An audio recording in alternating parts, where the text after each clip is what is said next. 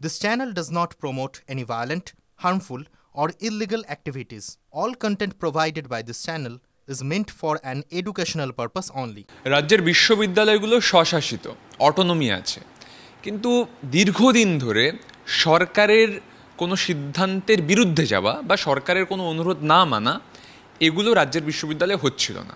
রাজ্যের বিশ্ববিদ্যালয় হলো সেটা হচ্ছে 28 আগস্ট, যেটা শাসক দলের ছাত্র সংগঠনের একটা সমাবেশ। সেই দিন যাতে পরীক্ষা না হয় তার জন্য অনুরোধ এলো উচ্চশিক্ষা দপ্তরের কাছ থেকে।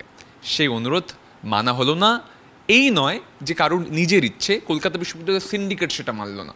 ম্যাডাম, এক মাসের একটা, আমি স্নায়ুযুদ্ধই কথাটা ব্যবহার করব, তার কারণ বারবার চিঠি এসছে এবং কোথাও এই জায়গাটা ধরে রাখাটাই কঠিন ছিল। হয়তো অন্যরা পারতেন কিনা তা নিয়ে প্রশ্ন উঠতে পারে।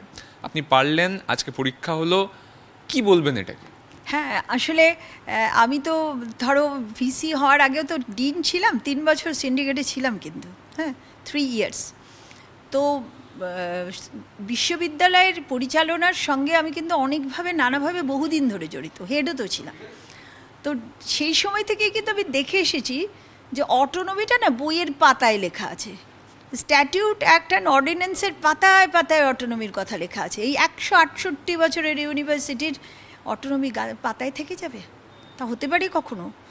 এটা চিন্তা, এই ভাবনাটা কিন্তু আমাকে অনেক ছোটোবেলা থেকে ভাবিয়েছে। যখন আমার বয়স অনেক কম, আমি সিন্ডিকেটের একজন মেম্বার ছিলাম, আমি প্রতিনিয়ত, যদি তখনকার ভাইস চ্যান্সেলরদের জিজ্ঞেস করা যায়, দেখা যাবে যে আমাকে রেবেলিয়ানই বলে দিত সবাই, কারণ আমি সবসময় এই নিয়ে প্রতিবাদ করতাম। তাই আজকে ক্ষমতায় আসার পরে আমি যখন এই চেয়ারে আছি তখন আমি স্ট্যাটিউট অ্যাক্ট অ্যান্ড অর্ডিন্যান্সকে একেবারে প্রয়োগ করেছি, যে বিশ্ববিদ্যালয় চলবে তার স্বাধীন অটোনমি নিয়ে, স্ট্যাটিউট অ্যাক্ট অ্যান্ড অর্ডিন্যান্স মেনে। সেখানে সরকার ডিকটেট করতে পারে না, আর সেটাই সিন্ডিকেট মান্যতা দিয়েছে। এটা আমার সব থেকে বড় আনন্দের বিষয়। ফার্স্ট হাফের পরীক্ষা হয়ে গেছে, সেকেন্ড হাফও প্রায় শেষের মুখে। আমরা দেখতে পাচ্ছি 96% অ্যাটেন্ডেন্স। হয়তো এটা আপনি কল্পনা করেছিলেন এতটা হবে? আমি কল্পনা করেছিলাম। কেন কল্পনা করেছিলাম জানো? এটাতে একটু অবাক হয়নি। তার কারণ হচ্ছে, আমাদের কাছে যে ছেলেরা আমাদের 8:30 পর্যন্ত আটকে রেখেছিল, তাদের সংখ্যা ছিল জনা 25। তারপরে চিঠি যেটা পড়েছিল তাতে ধরো মেরে কেটে যদি 100-200 হয়, বেশি না। পরীক্ষা তো দিচ্ছ কত? তো তখনই আমি বুঝেছিলাম। আর কোনো সময় কখনো গার্জেনদের তরফ থেকে, ছাত্রদের তরফ থেকে এই ধরনের কোনো বায়না আসছেই না যে আমরা পরীক্ষা দেব না। আরে পরীক্ষার একটা প্রিপারেশন, মেন্টাল প্রিপারেশন ছেলেমেয়েরা নিয়ে ফেলেছে, এবং বাবা মারা নিয়েছে, এবং বাবা মায়েরা হয়তো দেখছে যে বিশ্ববিদ্যালয় লড়ছে ওদের হয়ে, ওদের জন্য লড়ছে, এটাকে হয়তো খুশি মনে মেনেই নিচ্ছিল।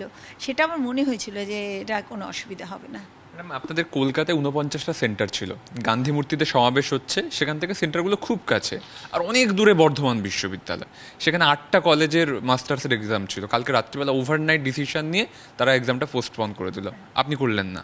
দুটো জায়গায় দুটো ভিন্ন ছবি কেন দেখতে পাবো আমরা? ভিন্ন ছবি তো দেখতেই পাবে, কারণ আমি যে বললাম যে বহু বছর ধরে আমি ধরো 13, 14, 12, 13, 14, 15 অনেক বছর, 2000 এই সময় বা 2008 থেকে 10 হেড ছিলাম। আমি তো দেখেছিলাম যে সিন্ডিকেট টেবিলে থাকে, সিন্ডিকেটের যে স্বাধীন সত্তাটা সেটা ওই বইয়ের পাতার ভেতর রয়ে গেছে। আর ভিসিরা সবসময়ই সরকারকে খুশি করতে চেষ্টা করছে। এই চরিত্রটাই এখনও বহাল আছে বহুজনের মধ্যে। তারই রূপ তুমি দেখতে পেলে বর্ধমান বিশ্ববিদ্যালয়, যে কোনো প্রয়োজন ছিল না। তবে উনি একটা কথা কিন্তু উপাচার্য লাগিয়েছেন দেখলাম ওখানে, যখন ওনাকে জিজ্ঞেস করা হয়েছিল যে কলকাতা বিশ্ববিদ্যালয় তো করলো না, আপনি করলেন। বললেন, দেখুন ওনাদের ব্যাপারটা তো আলাদা, ওনারা ওনাদের মতন করে করেন। তবে এটাও বলবো যে আমার পরীক্ষাটা একটা ইন্টারনাল, পোস্ট গ্র্যাজুয়েটের একটা সিম্পল ইন্টারনাল পরীক্ষা ছিল, ওটা 2-1 দিন আগে পরে করলে কোনো অসুবিধে নেই, এই কথাটা বলেছেন। তার মানে মেজর পরীক্ষা থাকলে কি করতেন সেটা একটা প্রশ্ন থেকে যাচ্ছে, উনি এইভাবেই প্লেস করেছেন। তবে আমারও এটাও বলা দরকার যে ইন্টারনাল পরীক্ষা যখন খুব একটা ঝামেলাও নেই, তাহলে সেটুকু আবার চেঞ্জ করে এত খুশি করবার কোনো দরকার বোধহয় ছিল না।